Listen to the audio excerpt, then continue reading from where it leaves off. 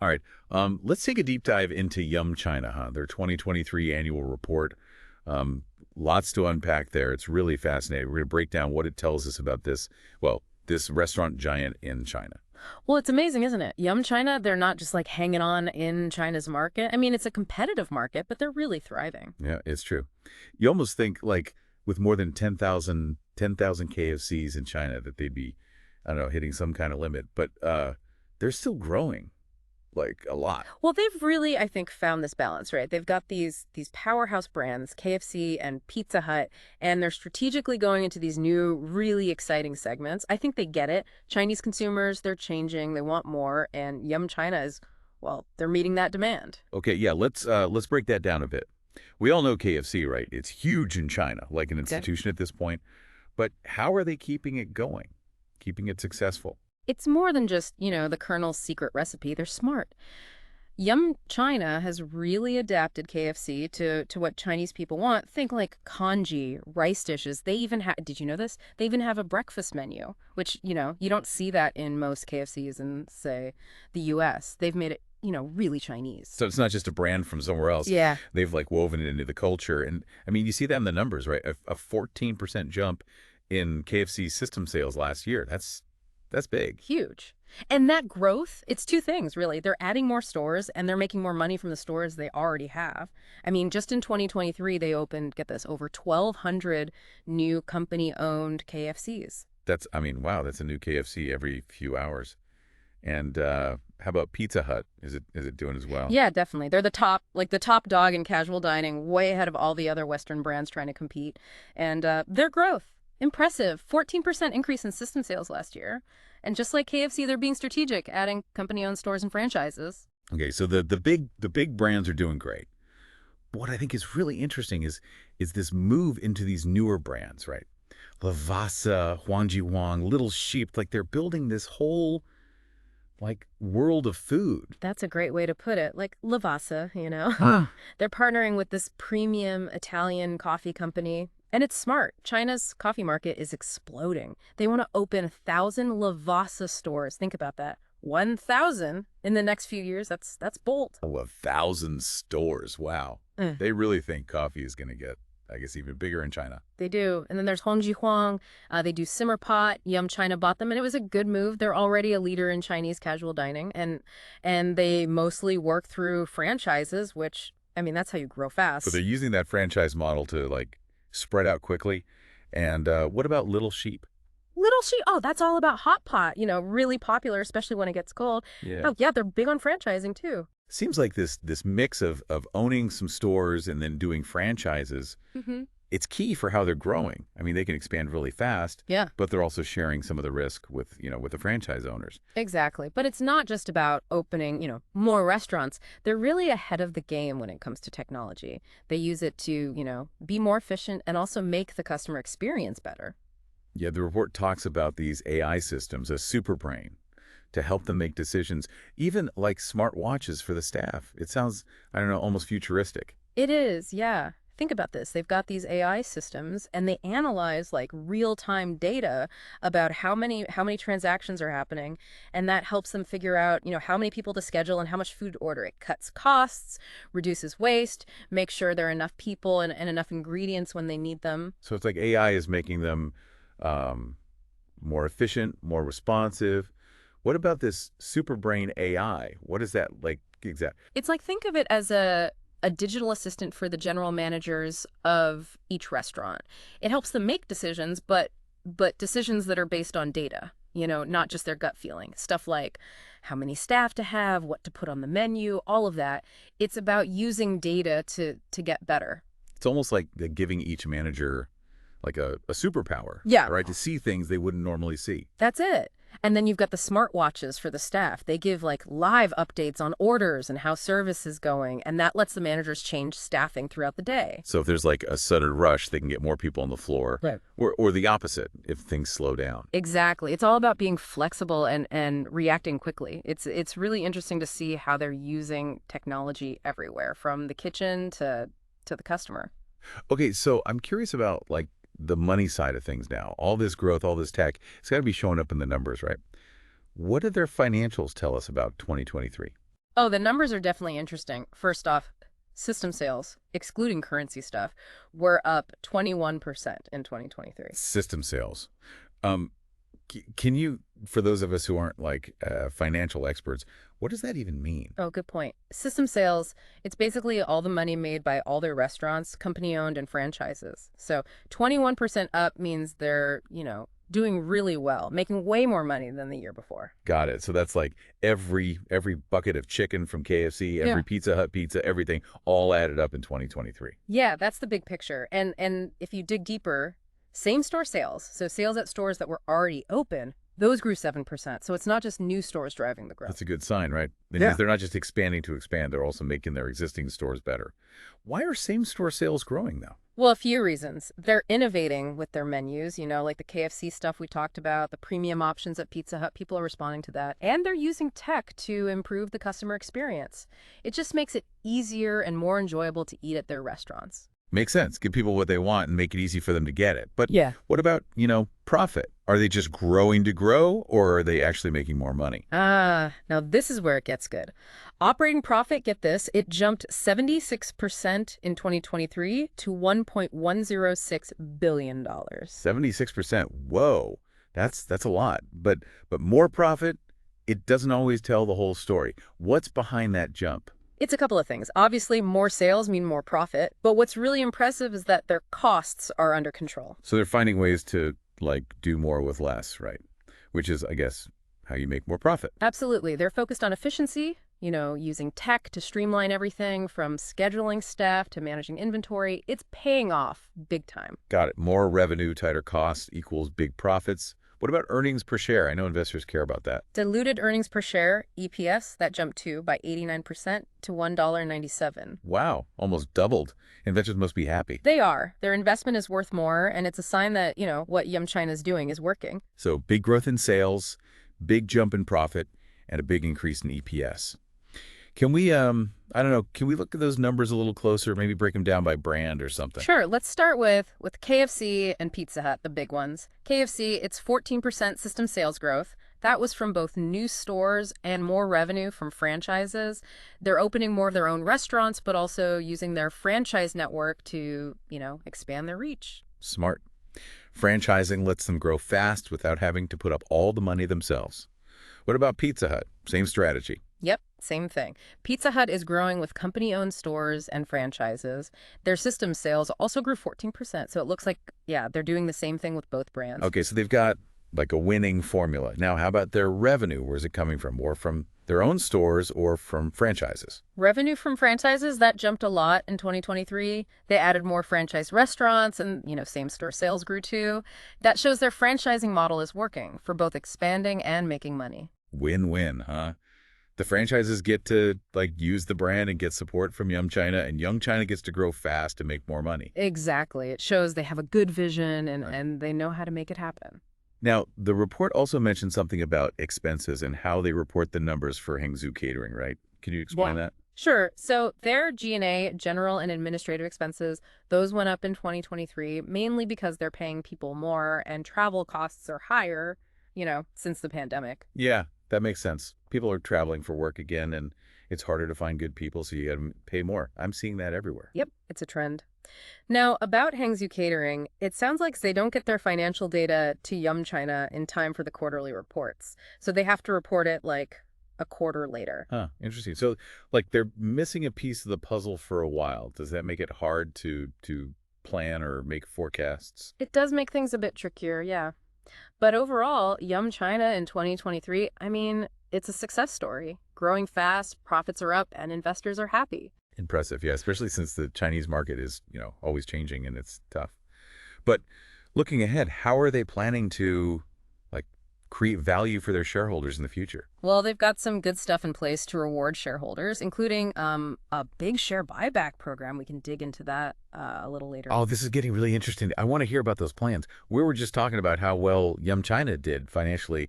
And yeah, I'm really curious about these plans they have to, create value for shareholders. What are they doing? Oh, they definitely take care of their investors. Their share buyback program, it's huge. Okay, get this, $3.4 billion for buybacks. That's a big sign that they believe in the company and its future. $3.4 billion. Wow. That's more than a sign. It's like they're shouting it from the rooftops. They think their stock is, what, undervalued. Mm. And they're putting their money where their mouth is, right? Exactly. And they're not just, talking about it. They're doing it. As of the end of 2023, they still had $1.5 billion left to use for buybacks. So they're actively, buying back shares, returning value to shareholders.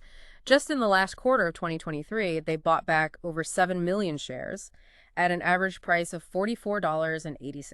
Okay, so they're serious about this buyback program. It's not just, a small thing. But buybacks, that's not all they do, right? Right, you're right. Dividends. Yum China, they have a history of paying dividends. And 2023, same thing. They declared a dividend of $12 per share, payable this year in 2024. So they're doing both buybacks and dividends. That's good for investors, right? They get rewarded in two ways. Exactly. It shows they're committed to returning value and doing it in a way that, is consistent and makes sense long term. I think it's smart. It appeals to different kinds of investors, some who want growth, some who want income. Everyone's happy. Yeah, that makes sense. It's a strategy that works for different goals. Yeah. But, beyond all this financial stuff, what do you think about Yum China overall, like their future? Well, they're in a great spot, that's for sure. The brands are strong, they're efficient, and they have the financial, I guess, power to keep growing and keep innovating. They're not just keeping up with the Chinese market, they're leading it. It sounds like they're doing everything right. But even the best companies, they run into problems. What are some things that could be challenges for them, even if they're doing well now? We talked about a few already, right? Food safety, problems with the supply chain, competition, cybersecurity, and then there's, the whole regulatory situation in China. That's always changing. All of that, it could affect them, even if they have good momentum.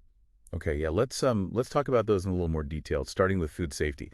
That's a big deal for any restaurant, but especially for a company as big as Yum China. How are they handling that? They know it's important, that's for sure. The report talks a lot about how committed they are to quality control, from the farms to the factories to the kitchens. They don't want any mistakes. Yeah, they can't afford to mess up there. One problem with food safety, and it could really hurt their reputation, hurt their sales, everything. Absolutely. And they've learned from the past. Remember those issues with suppliers we talked about? Those were like a wake-up call. They made them really step up their game, be more careful, have stricter rules. So they're being proactive. No messing around when it comes to food safety. Okay, how about supply chain problems? I mean, we're seeing more and more of those lately, right? Global stuff happening, ingredients being hard to find, shipping costs going up, all that. Is Yum China ready for that? Well, they know that having so many different suppliers makes them, a little vulnerable. So to deal with that, they're trying to get their ingredients from more places, building better relationships with the key suppliers, and they're improving their logistics, how they get stuff from point A to point B. They're making their supply chain tougher. So they're creating a safety net. So if something unexpected happens, they're not totally stuck. Exactly. They're also using technology, to get a better view of their supply chain and make better predictions. That helps them see problems coming and react faster. It's like having, I don't know, like a crystal ball for your supply chain, right? You can see the future and adjust. That's a great way to put it. All right, now competition. The restaurant scene in China, it's intense. So many companies fighting for customers. How is Yum China gonna, stay on top? Yeah, they can't just sit back and relax, right? Yeah. They have to keep things interesting, keep people coming back. What's their plan? Well, they're always trying new things, new menu items, and they're really good at adapting to, what people in different parts of China want. They're not afraid to experiment. Yeah, they're good at figuring out what people want. The report mentioned KFC having value meals, Andy Wagyu, beef burgers, right? So they're appealing to different budgets, different tastes. Exactly. And they're using technology to make the customer experience better, mobile ordering, paying with your phone, personalized recommendations. That stuff appeals to younger people who are used to technology. It's about making it easy and fun for people to eat at their restaurants. You got it. They're mixing culinary creativity with tech smarts. That's a winning combination. But, all this technology, it also brings cybersecurity risks. They do so much online now, they're a target for hackers, for data breaches. Yeah, that's true. Data breaches, those are a nightmare for any company, especially one that has, all this customer information. What are they doing to protect their systems and their customers' data?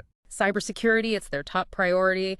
They've got strong measures in place, things like encryption, so the data is scrambled, multi-factor authentication, so it's harder to break in, and systems that detect intrusions. It's like they're building a fortress around their data.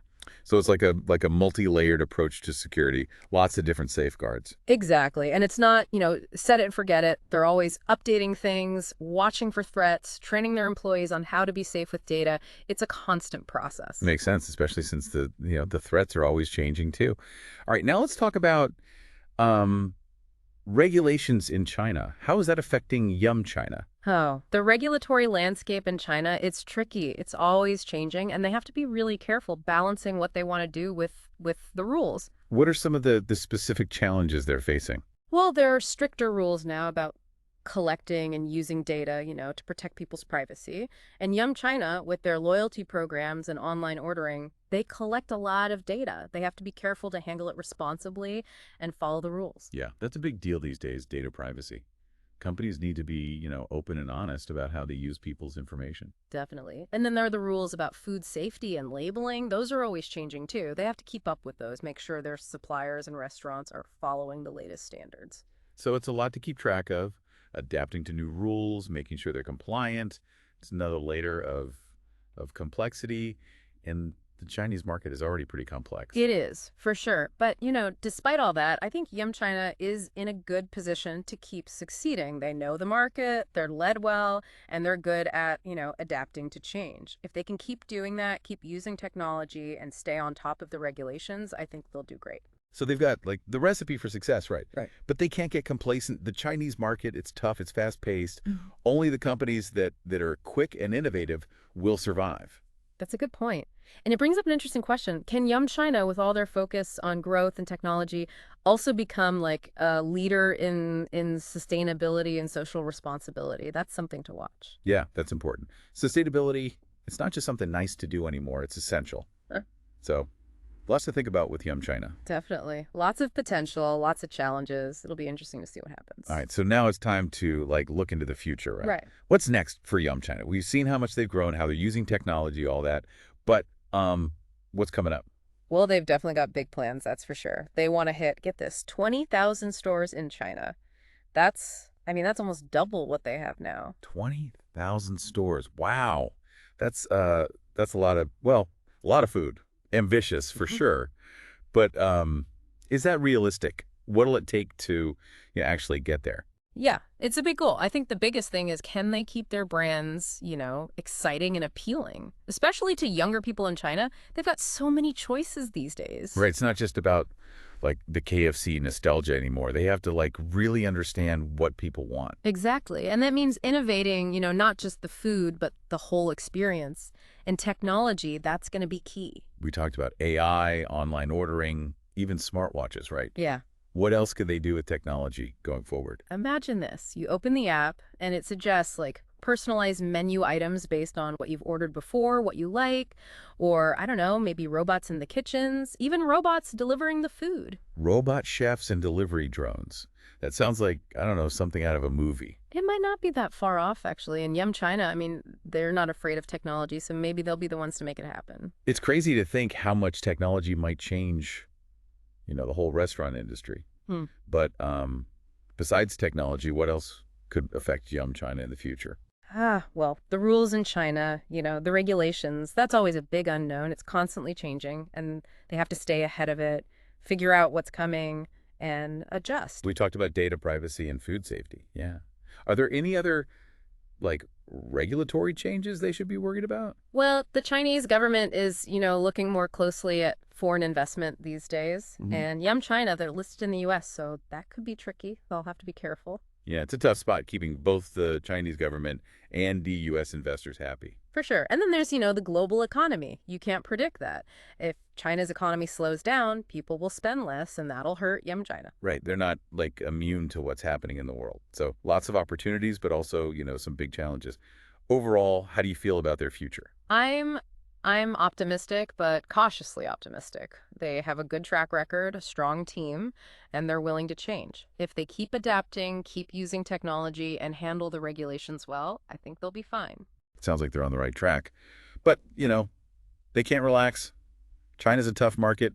Only the companies that are like really flexible and innovative, they're the ones that'll win. That's true. It makes you wonder, Yum China is all about growth and technology, but can they also be like a leader in sustainability? Can they be a more socially responsible company? That's something to watch. That's a good question. Sustainability, it matters more and more these days. Well, that's a wrap on our deep dive into Yum China. It's been fascinating. Thanks for joining us. Thanks for having me.